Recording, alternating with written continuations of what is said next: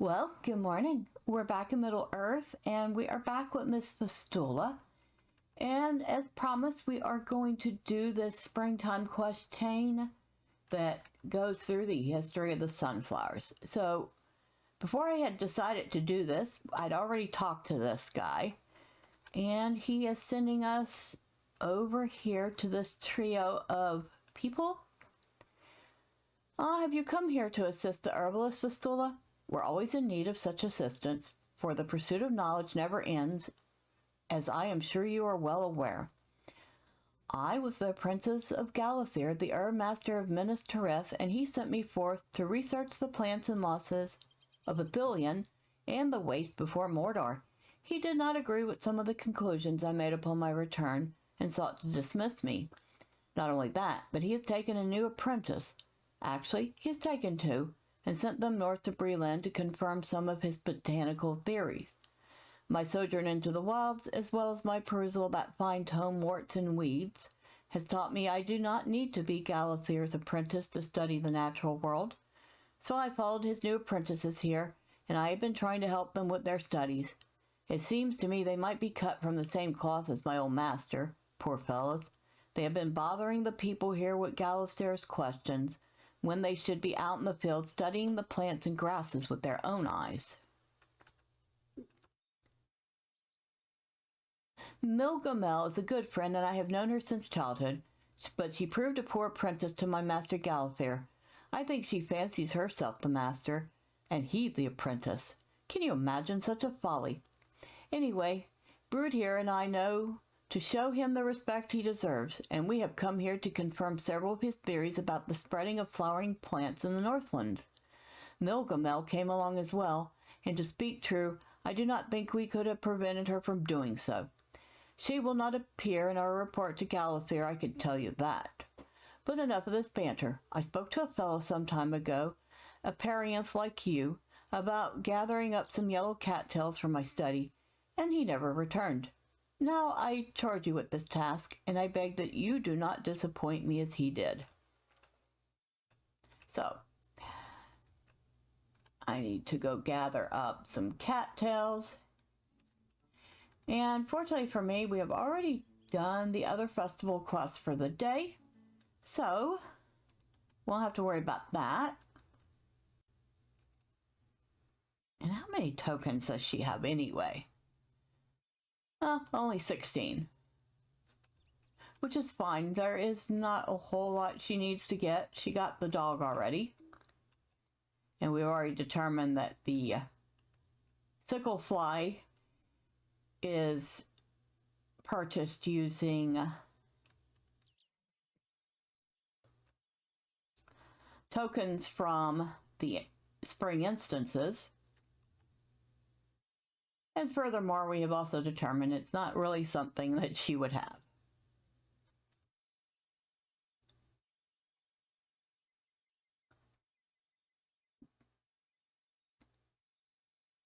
And the other couple of things that I was interested in were mainly housing items, and that won't be for her to buy. All right, so we have gotten our cattails, and let's head back and see what these people have to say now.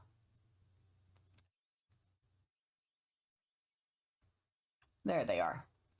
That's right, they're right by the theater stage. I remember when they put these in, they were supposed to be for people to hold concerts and stuff. I've rarely ever seen anybody use them. The cattails I requested. You have proven your worth to be far greater than the fellow I first asked for these. I will examine these on behalf of my master, and we will see if he has the right of it. Milgamel thinks the old book of hers, Warts and Weeds, lists the proper uses of cattail, but Galathir has his doubts, and therefore so do I. But I have become quite parched.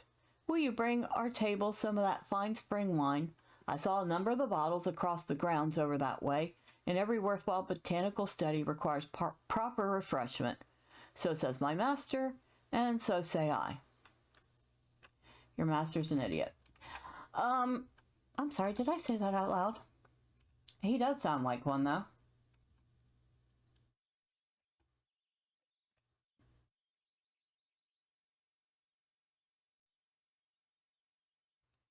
And here's our spring wine, which would actually be a fun handheld cosmetic item. But of course, I don't expect that'll ever happen. Methless nods at you in acknowledgement, but not thanks.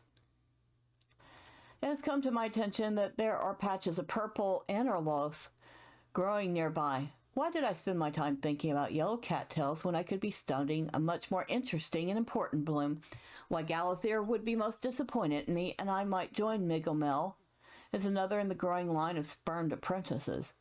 Quickly, my useful assistant, gather up purple Aloft and bring them to me with utmost haste. I will tell you the history of this important flower upon your return.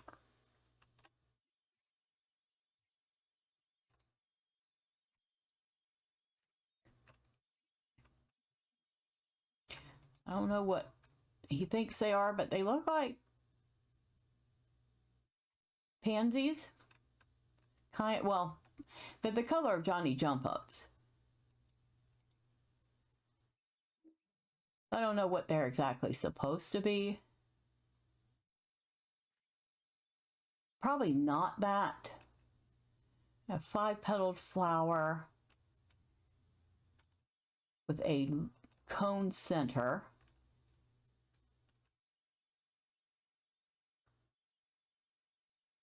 And a yellow and white center. I mean, I know they're probably not technically anything real, but it seems like a lot of the scenery was based off some sort of real plant life. And I imagine very much that these are the same. In fact, let's see. Can I get a good screenshot? Because now I'm very curious and nosy. I think that was a screenshot. It is. Okay. Back to what we were doing, which was picking flowers.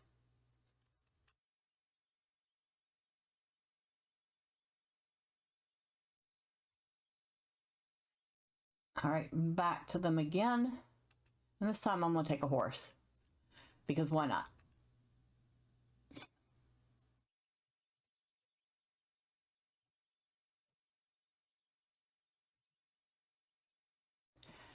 Yes, these flowers are clearly Aloft, and the samples are in fine condition. It makes a great deal of sense that they should grow here in the Northlands.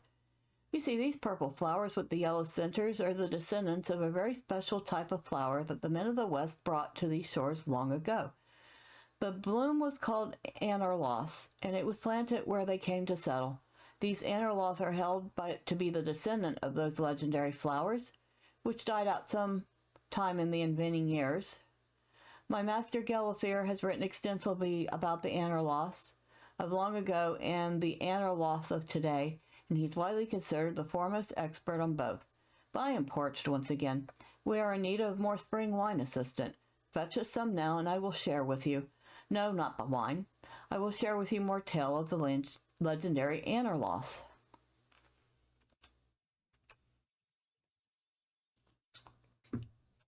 And now you're the idiot. And rude to boot. Oh no, yeah, I'm going to have you get me wine over and over again, but I'm certainly not going to share it with you. You realize you're the assistant to someone else, and I am not your assistant. Right? Okay, Bruder catches your eye and calls you over. The assistant who brings the wine is the most popular of them all. That is not one of Galathyr's expressions, but it is one of mine. So it is with an abundance of good feeling that I count you as a friend. Might you do something for me, my new friend? There is an elf across the way who seems to have taken an interest in our discussions. He is right over there and has been staring at us for some time now. I do not like it. Go see what he wants. Hello, Mr. Elf. Why are you interested in our conversation? I apologize if I have caused the visiting herbalist some discomfort, but I must confess that it was not entirely without reason. I find their demeanor unpleasant and their behavior discourteous, but I am most offended by this single point.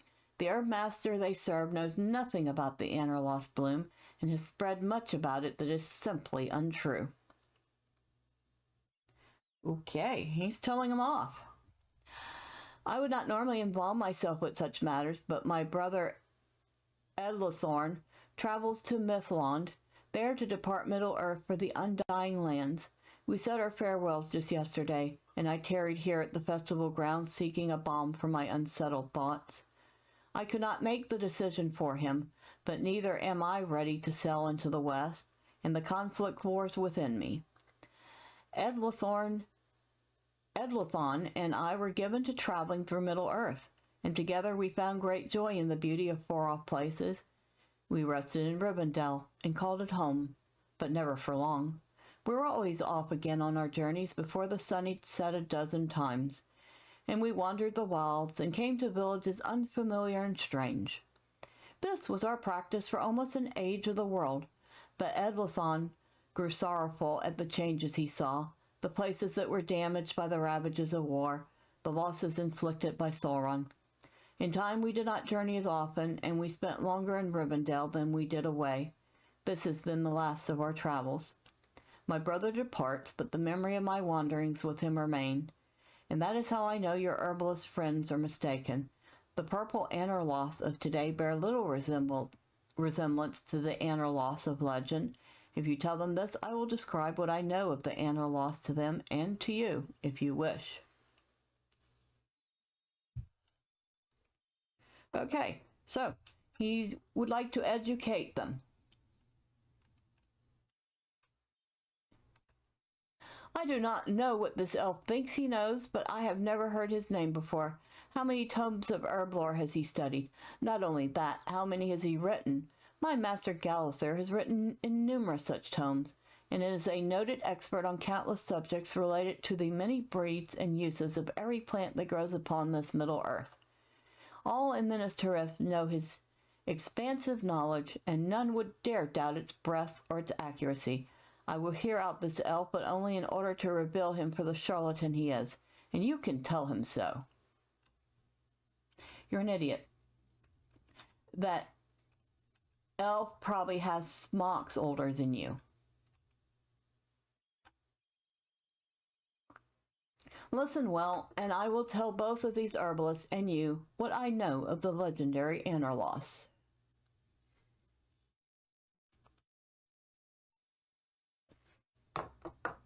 Okay. Many are the varieties of flower that bloom in the Undying Lands beyond the reach of mortals, never to be seen by man or dwarf or hobbit. Elves know of them by song or story, if not by sight, and that knowledge brings them joy or sorrow in turns. But some flowers came to grow in distant soil. The Anorloth was one of these, and it grew in profusion in Numenor across the sea. Tall it was, like the men of that land, and as it grew, it faced the rising of the sun in the east, and was crowned with the light of morning. The Anorloths were held to be an emblem of the house of Elros. Seeds of the Anorloths were brought to Middle-earth by Elendil. He sent them to be planted wherever the men of the West came to settle. But that means Anorloth should bloom in many places, does it not? Every student of history knows the tale of Elendil and his flight from Numenor, and that he brought plants and seedlings of high birth and low with him to Middle-earth. But if he ordered such flowers as the Anorloth to be planted wherever his people settled, they should grow still in abundance. That is why my former master believed the Anorloth to be its true descendant, and on this I cannot say I disagree.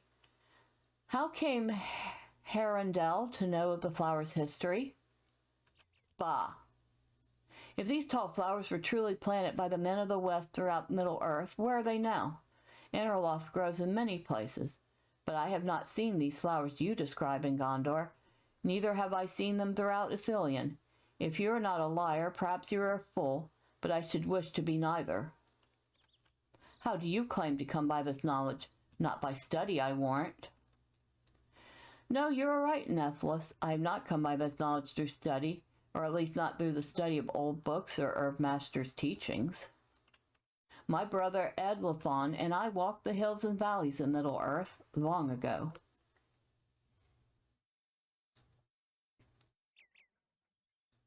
We took great joy in our wanderings, and every new sight filled our hearts. Nothing cheered us so much as the anarlos that lined the roads we walked.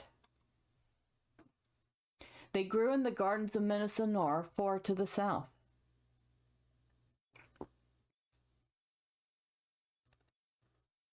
They grew, too, in the carts and along the paths of a numinous city of kings. But what happened to them? They died.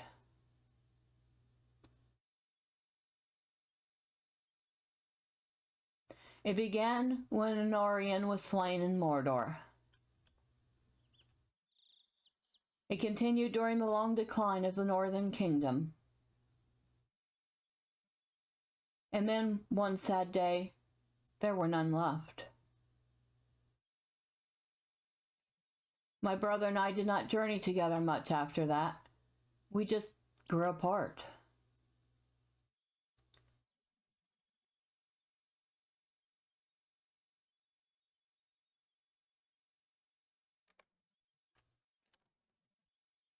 That is the tale. Now you must understand why I feel so strongly that the Anarlos be remembered as they were, and not as a distant herb master pretends them to be.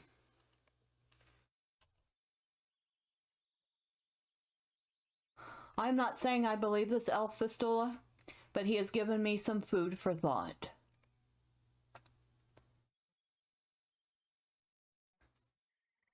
And of course, it does not drop us off where we need to be. It drops us off across the festival grounds.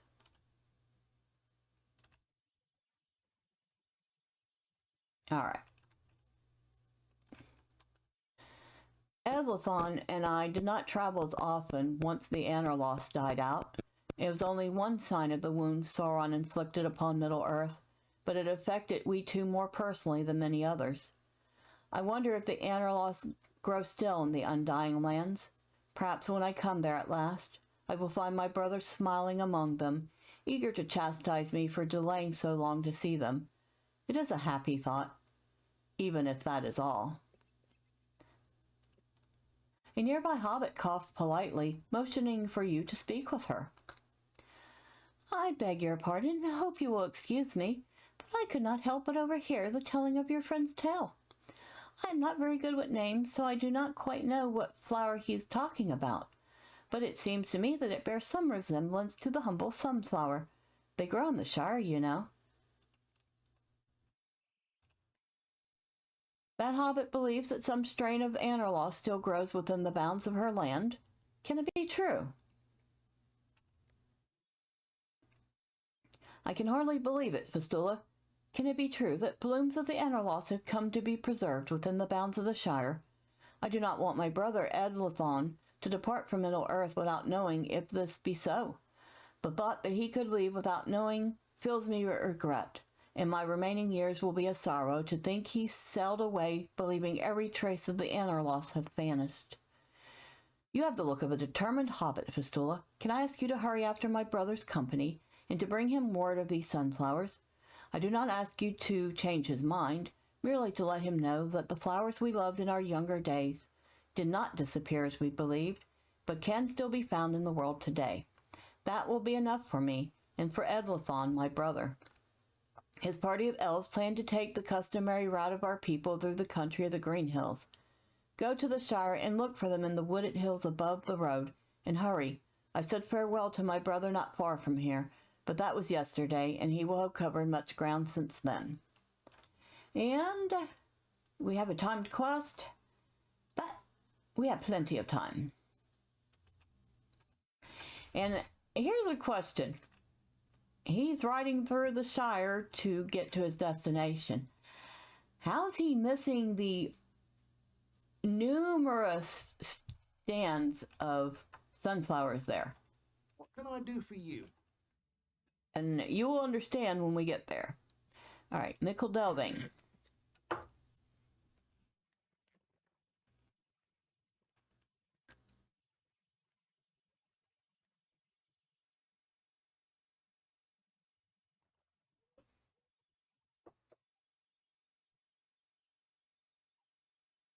Okay, and we will swift travel to Hobbiton.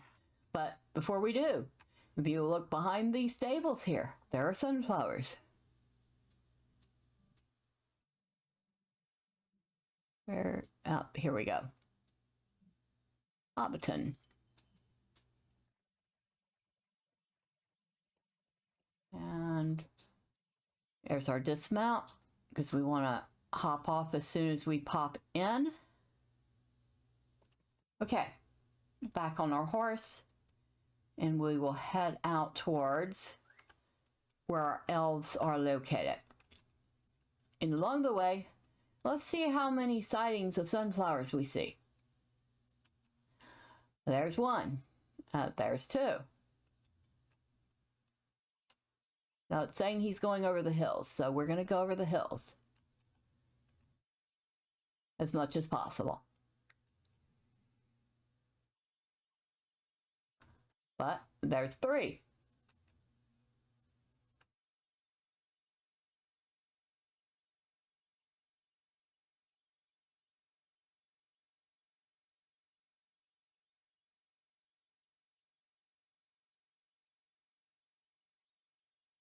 And I keep wanting to go grab the copper. Wait, does she have...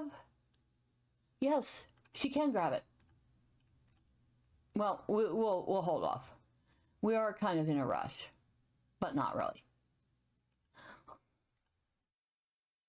So we've, seen 4 sightings of the flowers already? And we've barely gotten into our travels here?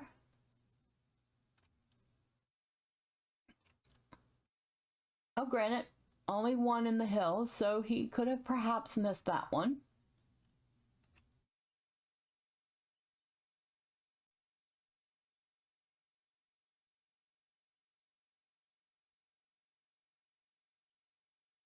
Especially if he's not traveling the roads.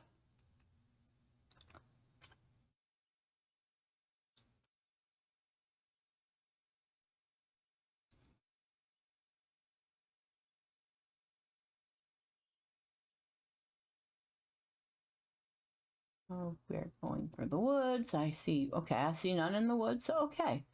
Conceivably, he could have missed them. And there they are. The elf camp is not abandoned, for now. May go on, friend. What brings you to us with such haste? Stay a moment and rest, for we will soon move on, but for a time I would welcome the conversation. You introduce yourself and convey Herondel's message. My brother thinks a hobbit has seen a bloom of the legendary Anorloss. I find that most difficult to believe. Those flowers began to die at the end of the Second Age, and as Arnor declined, so did the Anorloss. They have not been seen for hundreds of years. Your hobbit friend is mistaken, and my brother is misguided by hope. You are certain you understood what this hobbit had to say? For love of my brother, Herondel, I will humor you in this, even if it seems fanciful beyond all reason. There's a hobbit village just beneath us, and I understand it is called Woodhall by those who live there. Go to this village and speak with the hobbits, and learn if they possess such flowers as you describe. My mind is set, and springtime is the season of my departure. But I have not such haste that I cannot spare a moment to answer this one question of my brother. The journeys we shared in our youth remain dear to me, as does he. Go to Woodhall and put the matter to rest. I cannot delay very long, but I will give some moments to this exercise. It has left my thoughts astir. So, he loves his brother. He's willing to hear this information out, and that's probably not the way I want it to arrive in Woodhall, but okay. And we could talk to any number of hobbits, but the only hobbit we need to talk to is this one right here. Marjoram Woolgatherer. You looking for sunflowers? Why, I finished painting another of them not yesterday. I leaned it against the wall right over there to dry. Inspect it and tell me what you think.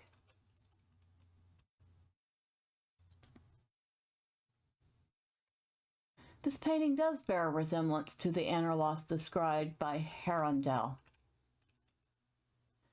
I do not know what to say, Fistula. If I did not know any better, I would say the artist painted this not from memory, but from life. This depicts one of the Anorlost just as I remember. How can this be? Did one of my people paint this picture? How came it to be in the village of hobbits? They are longer lived than men, but not so long that any could have seen one of the Anorlosts and put paint to paper with such accuracy. The last of that breed died out long ago, and only one of my people could have painted this. A nearby hobbit laughs, and she curtsies cheerfully.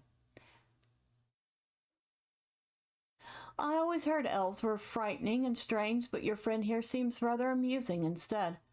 I assure you, no elf painted this picture, but I will take that as a compliment of my artistry. Yes, I am the painter, and indeed I have painted a number of the plants and animals I have seen in the woods and fields throughout the Shire. I do not know the word he used to describe this flower, and have never heard it before. No doubt it is an elvish word of some meaning and great significance. But we hobbits like to give things names that tell you everything you need to know. The painting is of a sunflower, of course. There are many of them growing around the border of a farm field north of Woodhall, if you'd like to see them for yourself, and tell your elf friend that I appreciate his kind words about my painting. Find the sunflowers in the field to the north of Woodhall. All right, so back on our horse. We'll leave him scratching his head for a moment.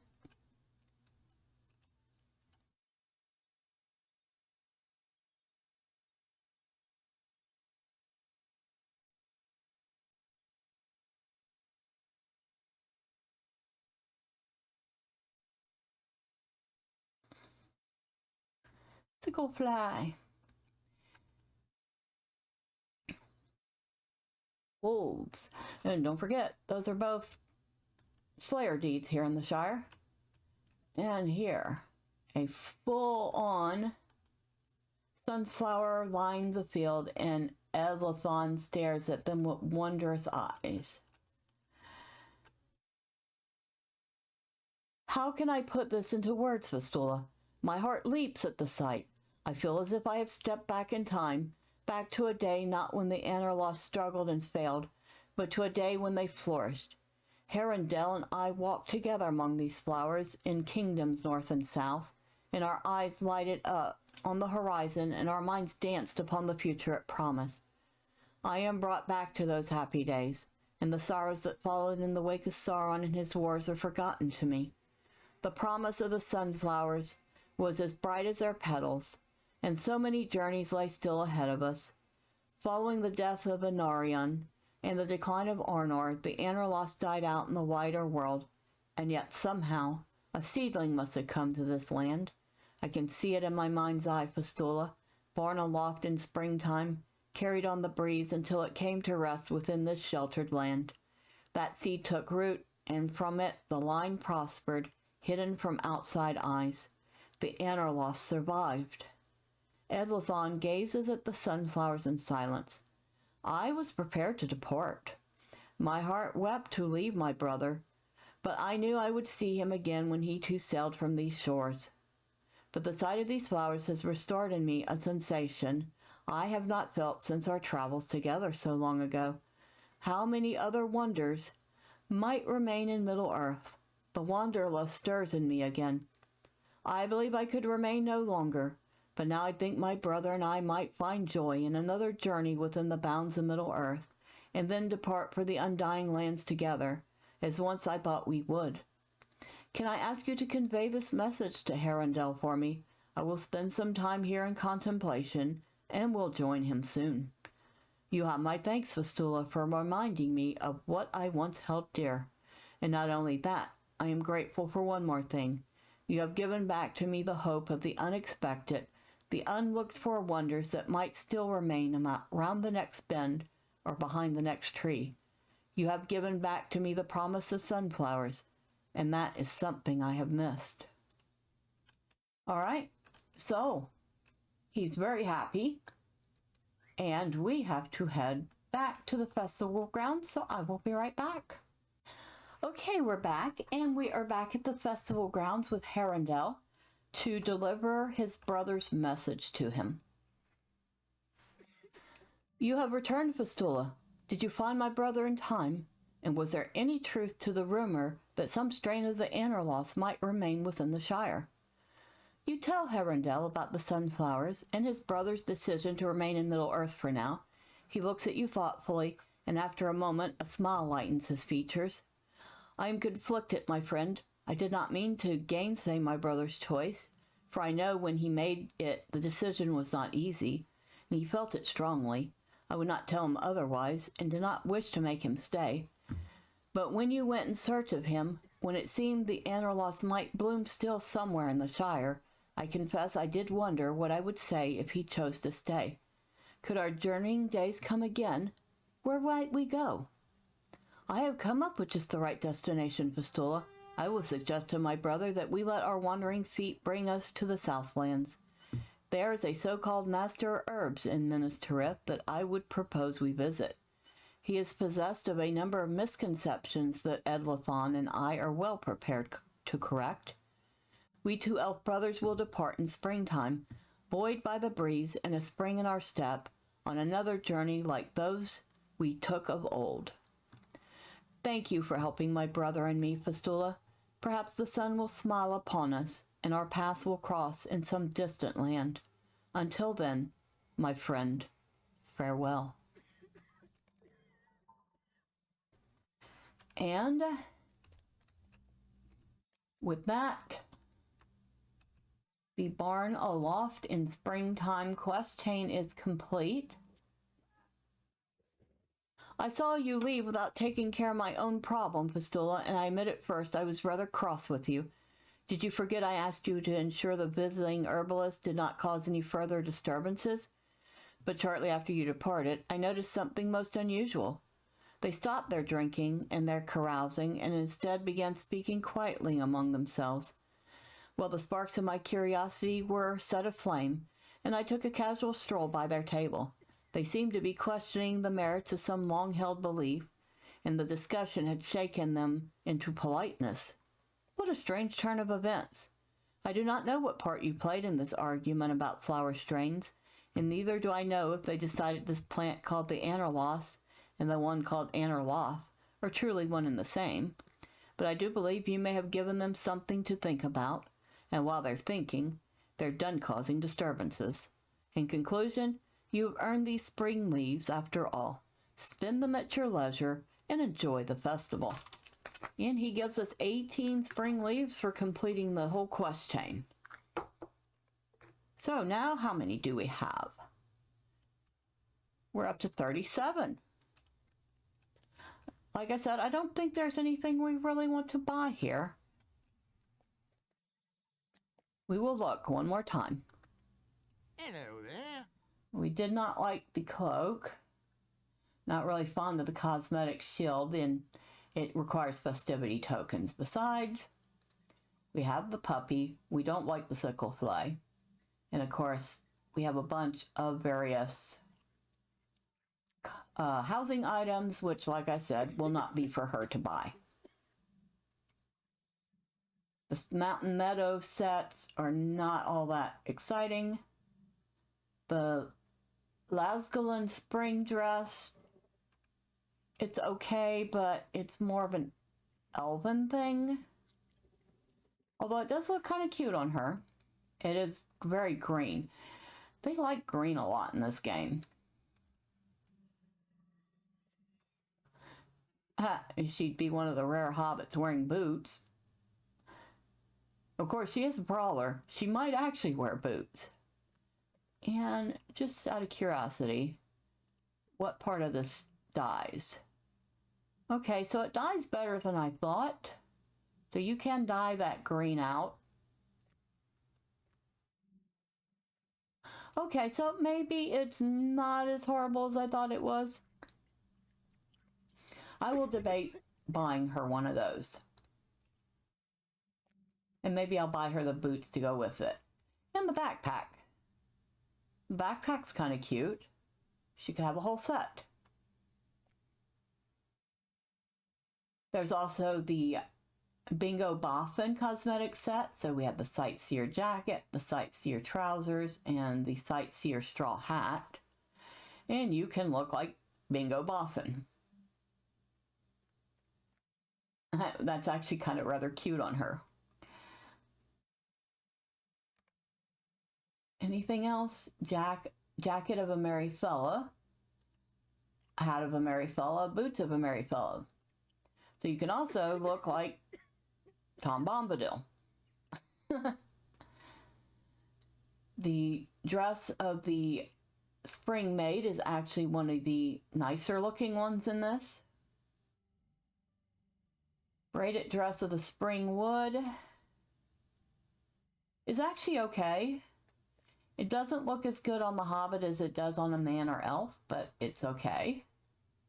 There's also a braided tunic trouser, which actually looks better on the Hobbit than the dress does. There's fiddles. There's quiver, a white rose circlet. There's actually quite a number of older cosmetic items that are definitely much better looking than the new stuff that's being offered in more housing cosmetics, housing items too.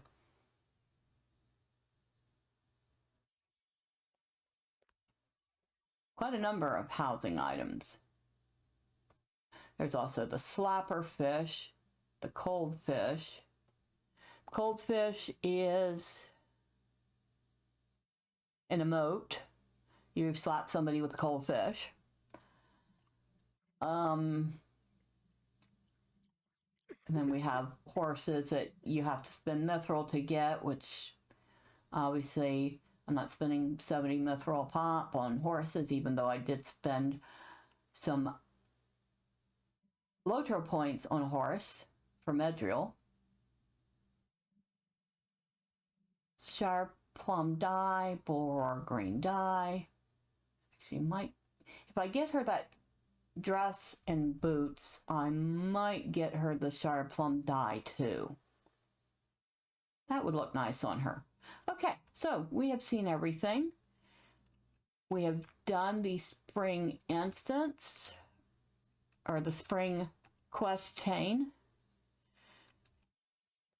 And perhaps next time we will have a little fun at the Shrew Stomp.